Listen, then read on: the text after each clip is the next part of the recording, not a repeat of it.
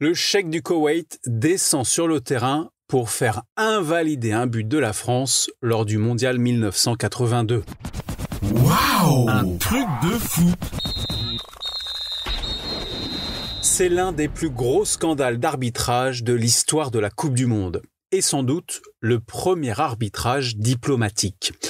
Nous sommes au mondial 1982, organisé en Espagne.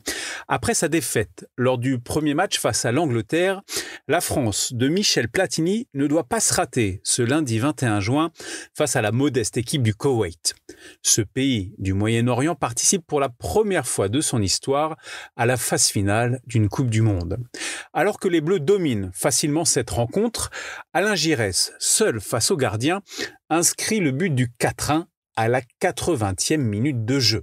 Il ne reste plus qu'une dizaine de minutes à jouer, l'affaire semble entendue, mais il se passe alors cette scène incroyable. Les joueurs du Koweït protestent. Motif, ils disent avoir été trompés par un coup de sifflet venu des tribunes au moment de la passe décisive de Michel Platini pour Alain Giresse. Filmé dans les tribunes du stade Valladolid, le cheikh du Koweït, Faba Al-Hamed Al-Jabbar Al-Sabah, ne cache pas sa colère. Il fait signe aux joueurs de quitter le terrain. Et contre toute attente, celui qui est le frère de l'émir du Koweït et le président de la fédération de football du pays descend en personne sur la pelouse pour parler à ses joueurs et aux officiels. Un coup de pression qui marche, l'arbitre revient sur sa décision et annule le but français du jamais vu à ce niveau. Le sélectionneur tricolore Michel Hidalgo entre dans une colère noire. La Guardia Civile le repousse et lui interdit l'accès à la pelouse. C'est l'incompréhension sur le terrain, mais aussi dans la voix des commentateurs français de ce match. Le cheikh qui descend sur le terrain. C'est tout à fait insolite comme débat. Et c'est absolument anormal aussi parce que, en dehors de l'entraîneur et des gens qui sont sur le banc de touche, personne n'a le droit d'entrer sur le terrain. Et l'arbitre qui revient sur sa décision, ce qui est absolument anormal. C'est un scandale. C'est très grave quand on voit des choses comme ça. Et Michel Hidalgo est en colère, il a raison. C'est un scandale. C'est l'anarchie, c'est n'importe quoi.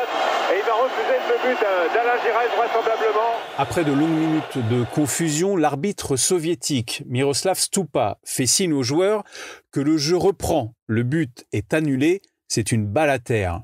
La rencontre est désormais tendue et les Bleus se font peur avec un but du Koweït refusé pour hors-jeu.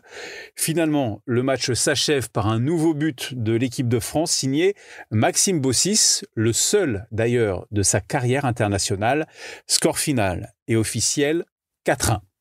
Quelques semaines plus tard, la FIFA radie à vie l'arbitre de la rencontre et le cheikh du Koweït écope d'un simple blâme et d'une faible amende en raison de son comportement antisportif. Pour les Bleus, on connaît la suite dans ce mondial 82 avec un autre match où ils ne sont pas gâtés par l'arbitrage non plus.